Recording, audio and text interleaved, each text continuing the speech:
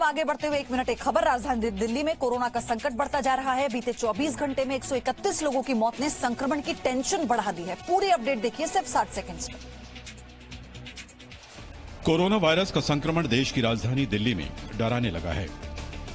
पिछले 24 घंटों में दिल्ली में कोरोना के 7,486 नए मामले सामने आए हैं, जबकि 24 घंटे में जान गंवाने वालों की संख्या 131 है। पिछले 10 दिन में कोरोना की डेथ रेट 1.48% हो चुकी है। कोरोना संक्रमण की टेंशन के बीच आज मुख्यमंत्री अरविंद केजरीवाल ने दिल्ली में सर्वदलीय बैठक बुलाई है, जिसमें हालात पर चर्चा की जाएगी। दूसरी ओर दिल्ली में कोरोना की रफ्तार रोकने के लिए गृह मंत्रालय ने 10 टीमें बनाई है, जो 100 प्राइवेट अस्पतालों में किए गए इंतजाम की जानकारी जुटाएगी और उसे गृह मंत्रालय को देगी। जी न्यूज से खास बातचीत में केंद्रीय स्वास्थ्य मंत्री हर्षवर्धन ने कहा कि दिल्ली में लॉकडाउन पूर्ण समाधान नहीं है। गृह मंत्री जी ने मीटिंग बुलाई, लेफ्टिनेंट गवर्नर को बुलाया, टेस्टिंग की फैसिलिटीज बढ़ाई। दिल्ली के उप मुख्यमंत्री मनीष सिसोदिया ने भी कहा कि दिल्ली में लॉकडाउन नहीं लगेगा। दिल्ली से नोएडा जाने वालों की रैंडम टेस्टिंग भी शुरू कर दी गई है। तो वहीं दिल्ली में एक बार फिर शादियों में सिर्फ 50 लोगों की सीमा तय कर दी गई है। हरियाणा के स्कूलों में बढ़ते कोरोना संक्रमण के बीच अब हरियाणा सरकार ने क्या बड़ा फैसला किया, ये भी आप 60 सेकंड में जानिए। कोरोना वायरस से पूरी दुनिया परेशान है। राजधानी दिल्ली समेत देश के कई शहरों में हालात मुश्किल है और दिल्ली से सटे राज्य हरियाणा में भी इसका कहर दिखाई देने लगा है। हरियाणा में रेवाड़ी के 13 स्कूलों के 103 बच्चे कोरोना से संक्रमित हो गए हैं, जबकि अभी कई और बच्चों की रिपोर्ट आनी बाकी है। वहीं हरियाणा के जींद में भी 11 स्कूली बच्चे कोरोना पॉजिटिव पाए गए हैं। साथ ही 8 स्कूल टीचर भी कोरोना संक्रमित मिले हैं। स्कूलों में कोरोना के कहर के बाद हरियाणा सरकार की नींद टूटी है। ज्यादा प्रभावित स्कूलों को अब 16 दिन के लिए बंद करने का फैसला किया गया है, जबकि कम प्रभावित स्कूल 3 दिन के लिए बंद होंगे। 12 स्कूलों में सर्वे किया है, तो उसमें 72 बच्चे जो है पॉजिटिव आए हैं 837 में से। और अब हम यही करेंगे, स्कूलों को भी टारगेट कर रहे हैं, भीड़ भाड़ के इलाके हैं, वहाँ पे भी सब जगह कैंप करके और इनकी जांच कर रहे हैं। हालांकि हरियाणा सरकार फिलहाल स्कूलों को बंद नहीं करेगी, लेकिन सरकार ने अब पहले से ज्यादा सतर्कता बरतने का भरोसा दिया है, ताकि छात्रों के बीच संक्रमण की रफ्तार को रोका जा सके। देश में कोरोना संक्रमण के मामले 89 लाख के पार पहुंच गए हैं। हालांकि कोरोना के नए मामलों में लगातार कमी आ रही है। पिछले 24 घंटों में संक्रमण के 38,617 नए केस आए और 474 लोगों की मौत हुई, जबकि इस दौरान 44,739 लोग ठीक भी हुए। देश में कोरोना वायरस से अब तक 89,12,908 लोग संक्रमित हुए हैं, जिनमें से 43,35,110 लोग ठीक हो चुके हैं। देश में 4,46,805 कोरोना संक्रमितों का इलाज जारी है। कोरोना संक्रमण से अब तक 1,30,993 लोगों की मौत हो चुकी है, जबकि इलाज से ठीक होने वालों की दर यानी रिकवरी रेट 93.51% पहुंच गया है। राहत की बात यह है कि देश में कोरोना वायरस के मामलों में गिरावट दर्ज की जा रही है, लेकिन अगर लापरवाही बरती गई तो देश के कई शहरों की तरह पूरे देश में हालात एक बार फिर मुश्किल हो सकते हैं। इसलिए संकट काल में जब तक दवाई नहीं तब तक ढिलाई नहीं बरतने में ही समझदारी है।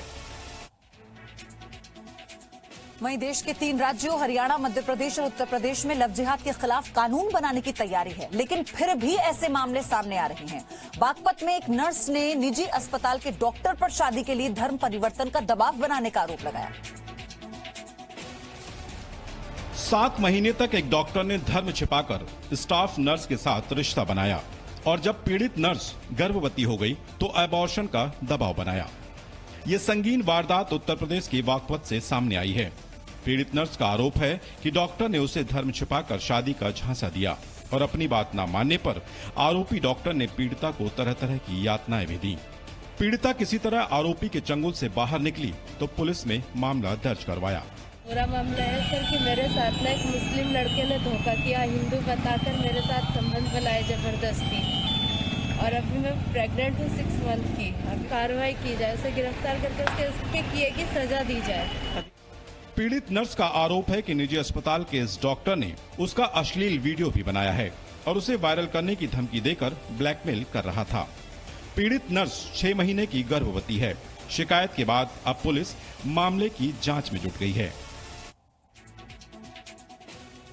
बिहार चुनाव में जीत के बाद अब बीजेपी का अगला मिशन है पश्चिम बंगाल।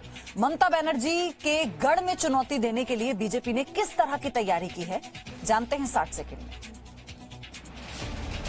बीजेपी ने पश्चिम बंगाल में चुनावी तैयारियां तेज कर दी हैं। पश्चिम बंगाल में जीत के लिए बीजेपी त्रिदेव मॉडल पर काम करेगी, यानी पहले गृह मंत्री अमित शाह और बीजेपी अध्यक्ष जेपी नड्डा मोर्चा संभालेंगे और फिर आखिरी में एंट्री होगी प्रधानमंत्री नरेंद्र मोदी की। बंगाल बीजेपी अध्यक्ष दिलीप घोष ने कहा है कि पार्टी अध्यक्ष जेपी नड्डा हर महीने 3 दिन और गृह मंत्री अमित शाह हर महीने 2 दिन पश्चिम बंगाल का दौरा करेंगे।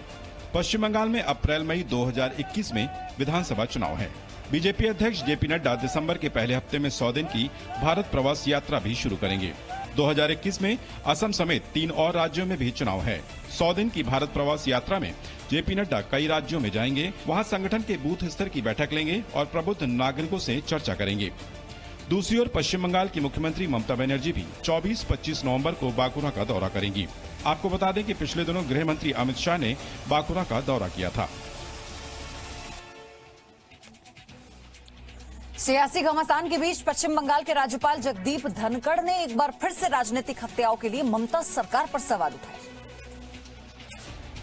पश्चिम बंगाल के राज्यपाल जगदीप धनखड़ ने फिर कहा है कि राज्य में राजनीतिक हत्याएं हो रही हैं, लेकिन ममता सरकार कुछ भी नहीं कर रही है। 5 सितंबर को मैंने राज्य के डीजीपी को पत्र लिखा, आगाह किया कि राज्य में हालात बहुत खराब हैं, तो उन्होंने 2 लाइन का जवाब दिया, अमन चैन है।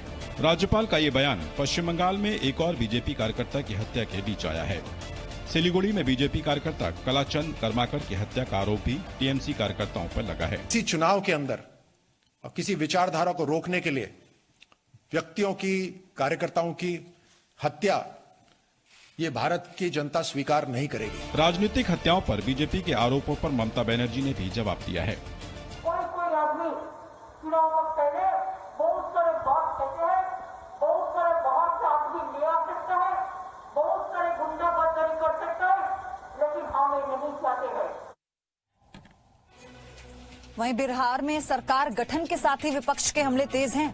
आरजेडी ने शिक्षा मंत्री मेवालाल का एक पुराना वीडियो ट्वीट कर दावा किया कि नीतीश के मंत्री को राष्ट्रगान भी नहीं आता। सवाल राष्ट्रगान का है, इसलिए ऑडियो सुना नहीं सकते, लेकिन आरजेडी ने इसी के बहाने बिहार के नए शिक्षा मंत्री मेवालाल चौधरी पर आरोप लगाए हैं। आरजेडी ने यह वीडियो जारी किया है जिसमें मेवालाल चौधरी राष्ट्रगान का गलत उच्चारण कर रहे हैं, लेकिन आरजेडी ने अपने ट्वीट में लिखा है, भ्रष्टाचार के अनेक मामलों के आरोपी बिहार के शिक्षा मंत्री मेवालाल चौधरी को राष्ट्रगान भी नहीं आता। आरजेडी अध्यक्ष लालू प्रसाद यादव ने भी मेवालाल चौधरी के बहाने नीतीश कुमार पर हमला बोला है। लालू यादव ने एक ट्वीट में लिखा, तेजस्वी जहां पहली कैबिनेट में पहली कलम से 10 लाख नौकरियां देने को प्रतिबद्ध था, वहीं नीतीश कुमार ने पहली कैबिनेट में नियुक्ति घोटाला करने वाले मेवालाल को मंत्री बनाकर अपनी प्राथमिकता बता दिया है। नई सरकार के गठन के साथ ही नीतीश सरकार पर सवाल उठने लगे हैं। शिक्षा मंत्री मेवालाल पर भ्रष्टाचार के गंभीर आरोप भी हैं। पहले मंदिर पॉलिटिक्स, फिर पालघर साधु हत्या पर घिरी शिवसेना ने अब अपने हिंदुत्व को बचाने की लड़ाई में नया आयाम लिख दिया है। शिवसेना के नेताओं ने ऐलान किया है कि वो मुंबई में कराची के नाम से किसी भी तरह का व्यवसाय नहीं होने देंगे। मुंबई में शिव सैनिकों ने पाकिस्तान के शहरों के नाम से चलने वाली दुकानों को निशाना बनाया। कुछ शिव सैनिक कराची नाम के रेस्टोरेंट पर पहुंचे और उसे कराची नाम बदलने की धमकी दी। कराची मतलब आप पाकिस्तान की हो, बराबर? हम लोग लोग वहाँ पे थे, जब ये हमारी देश में हानि हो गई, अलग हो गए, तब आप यहाँ पे आ गए, आपका स्वागत है, आप जन्नत हो गए। लेकिन कराची नाम से हमें बहुत तकलीफ है। अभी हमारा जवान भाव इसके लिए हमारा जवान कराची नाम से नफरत है, क्योंकि आतंकवादी उनका देश है कराची पाकिस्तान। और मैं नहीं चाहूंगा कि कराची नाम से दंगा नहीं हुआ। आप जब उनको फॉलो नहीं कर सकते, आप करदाता है, उनको मेरा नमस्कार, समझ में आया?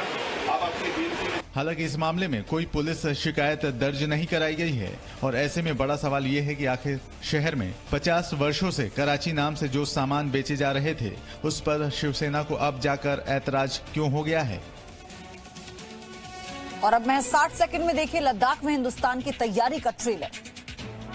चीन से सीमा विवाद के बीच पिछले 6 महीने से ज्यादा समय से भारतीय सैनिक LAC पर तैनात हैं और आने वाले दिनों में उनके लिए सबसे बड़ी चुनौती होने वाली है लद्दाख की भीषण ठंड। ऐसे में देश की रक्षा में तैनात सैनिकों की सुरक्षा की पूरी तैयारी हो चुकी है। सैनिकों के लिए खास तरह के कपड़े, टेंट और शेल्टर बनाए गए हैं, जिनमें 0 से 40 डिग्री नीचे के तापमान में आराम से रहा जा सकता है। भारतीय सेना ने इसकी तैयारी जुलाई से ही शुरू कर दी थी। गलवान, पेंगोंग और दक्षिणी पेंगोंग के इलाकों में तापमान -20 से -25 डिग्री तक गिर गया है और नवंबर के बाद तेज बर्फबारी शुरू हो जाएगी, जिससे यहाँ 40 फीट तक बर्फ पड़ने की आशंका रहती है। इसलिए राशन, केरोसिन हीटर, खास कपड़े, टेंट्स और दवाइयों को पूरी सर्दी के लिए जमा कर लिया गया है। वहीं हाई एल्टीट्यूड और सुपर हाई एल्टीट्यूड में तैनात सैनिकों के लिए गर्म रहने वाले टेंट और साथ साथ लद्दाख में तैनात सभी सैनिकों के लिए स्मार्ट कैंप तैयार कर लिए गए हैं, जिनमें बिजली, पानी, स्वच्छता और स्वास्थ्य संबंधी सभी जरूरतों को पूरा कर लिया गया है। और अब आपको एक ऐसी महिला पुलिसकर्मी से मिलवाते हैं जो अपने मां होने और थाने की दरोगा होने का फर्ज एक साथ निभा रही है। गोद में बेटी और हाथों में कमल, एक और मां की जिम्मेदारी और दूसरी ओर थाने का प्रभार। ये अर्चना शुक्ला हैं, उत्तर प्रदेश के सीतापुर में पुलिस ऑफिस में ड्यूटी पर तैनात दरोगा। घर में बेटी की देखभाल के लिए कोई नहीं, लेकिन अर्चना शुक्ला के लिए ये बाधा न ड्यूटी से बढ़कर है और न ही ड्यूटी ही इनके लिए कोई बाधा है। दोनों फर्ज बखूबी पूरा होता है। फिलहाल अर्चना शुक्ला की तैनाती कोतवाली इलाके के सिविल लाइन चौकी में है, लेकिन सुबह 10 बजे से शाम 4 बजे तक अर्चना शुक्ला एसपी ऑफिस में फरियादियों की फरियाद सुनती हैं। मुझे लगता कि उपरोक्त महिला पुलिस द्वारा यही किया जा रहा है। इसके बावजूद भी चूंकि अपने बच्चे को संभालती हुई महिला ड्यूटी कर रही है, वास्तव में काबिल तारीफ है वो। एक साथ दो फर्ज निभाने वाली अर्चना उन लोगों के लिए किसी मिसाल से कम नहीं और निजी परेशानियों की वजह से अक्सर ड्यूटी से कतराते हैं। अर्चना शुक्ला का ये जज्बा साबित करता है कि जहां चाह है वहां राह भी है।